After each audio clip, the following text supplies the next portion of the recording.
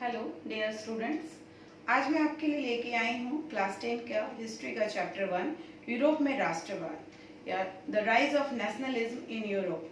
किस तरह यूरोप में राष्ट्रों का उदय हुआ। अभी जो हम राष्ट्र यूरोप में देखते हैं, कोई फ्रांस है, जर्मनी है, ब्रिटेन है, ये किस तरह से इनका एक राष्ट्र के रूप में उदय हुआ, ये जानना बहुत जरूरी है। क्योंकि यूरोप ही एक ऐसा महादेश था जहाँ के लोग सारे संसार में शासन किए। हमारे यहाँ भी ब्रिटिश शासन चला लगभग 200 वर्षों तक। उसी तरह यूरोप के सारे देशों के लोग अलग अलग भागों में शासन किए और एक राष्ट्र का किस तरह से उदय हुआ ये हम देखेंगे। सबसे पहले किसी भी राष्ट्र के बनाने में उनके दार्शनिकों का, कलाकारों का बहुत बड़ा हाथ होता है, राजनीतिक विचारकों का भी बहुत बड़ा हाथ होता है।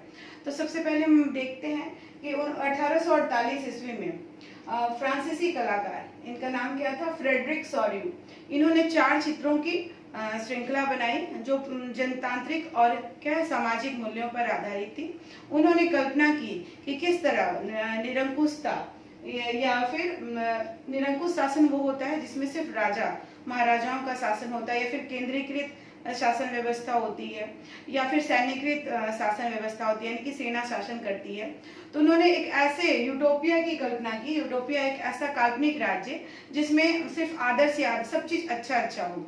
तो उन्होंने सारे नागरिकों को समान अधिकार मिले, सबके लिए एक कानून हो।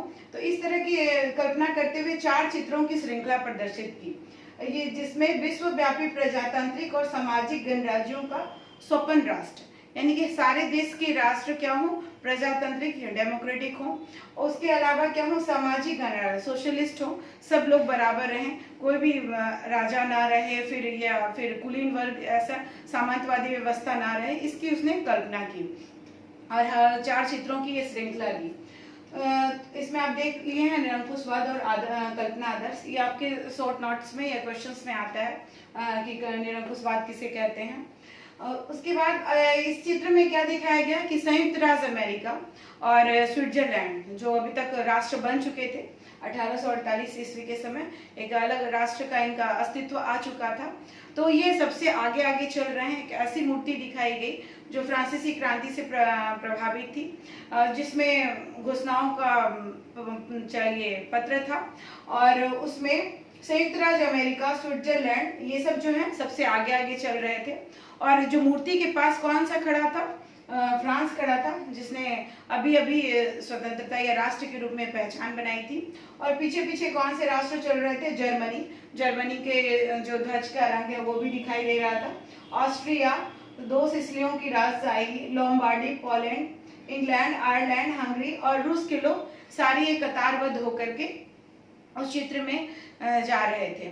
उसके अलावा एक और विचारक जिसका नाम है अर्नेस्ट रेनन, इस कलाकार के अलावा अर्नेस्ट रेनन का भी राष्ट्र क्या है उन्होंने एक व्याख्यान दिया। फ्रांस का ये भी थे।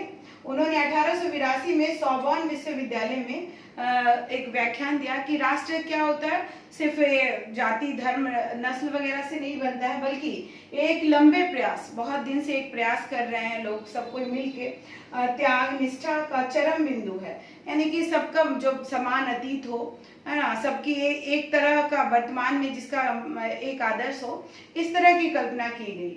उसका होने वाला, इसमें जनमत संग्रह की भी बहुत बड़ी भूमिका निभाई, यानी कि ऐसी सरकार चुनी जाए जो सबके मत से हो। तो इसमें इसने जनमत संग्रह की भी एक बात की। तो इस तरह से ये विचारकों के विचार से किस तरह से सबसे पहले प्रभावित हुआ, ये फ्रांसीसी क्रांति जो हुई, आप लोग जानते हैं, क्लास 9 में पढ़ चुके हैं। 1789 ईस्वी में फ्रांसीसी की क्रांति हुई। इसमें क्या हुआ था, इस क्रांति में राष्ट्रवाद को व्यक्त किया गया, स्वतंत्रता, समानता, विश्व बंधुत्व, ये सब की कल्पना की गई थी, आप पढ़ चुके हैं। उसके अलावा इसमें क्या था, पृथ्वी, भूमि और नागरिक, है ना, ये नागरिक एक क्या होगा, सामूहिक शब्द आया, कोई भी कुलीन नहीं होगा, राजा नहीं होगा, किसान वर्ग नहीं होगा। तो ये किस तरह से राष्ट्र या सामुदायिक भावना की इसमें चर्चा हुई। उसके बाद इसमें क्या क्या हुआ था, फ्रांसीसी तिरंगा झंडा, एक नया, हर एक पूरे राष्ट्र के लिए क्या होगा, एक झंडा होगा, तिरंगा झंडा को राष्ट्रध्वज बनाया गया। उसके अलावा स्टेट जनरल का चुनाव किसके द्वारा होने लग गया, नागरिकों के द्वारा। या सिर्फ कुलीन वर्ग ही स्टेट जनरल का चुनाव नहीं करते थे, ये नागरिकों के द्वारा इसका चुनाव होने लग गया। उसके बाद केंद्रीय प्रशासनिक व्यवस्था भी में क्या हो गई, एक सेंट्रल जो प्रशासनिक व्यवस्था, उसमें कानून सबके लिए बराबर हो गए, क्या गरीब क्या अमीर, हर वर्ग के लोगों के लिए समान कानून व्यवस्था भी हुई। उसके अलावा फ्रेंच राष्ट्रभाषा के रूप में हुई। तो इसमें हम लोग क्या क्या देख रहे हैं कि लोगों की एक भाषा हुई, एक ध्वज हुआ, एक समान कानून हुआ, इस तरह से एक राष्ट्र का फॉर्म बना। उसके बाद जब फ्रेंच राष्ट्रभाषा हुई तो यूरोप में भी उसके आसपास के देशों में भी जैकोबिन क्लब की स्थापना होने लगी। आपके बुक में एक फिगर दिया हुआ है जिसमें कैसे जर्मनी में एक स्वतंत्रता का वृक्ष जैकोबिन क्लब के द्वारा लगाया जा रहा है। और जब नेपोलियन 1799 ईस्वी में जब नेपोलियन आया और इसने 1815 ईस्वी तक शासन किया। इसके बीच में इसने 1804 ईस्वी में क्या किया, एक नागरिक संहिता लाया। नागरिक संहिता जिसको नेपोलियन की संहिता भी कहते हैं।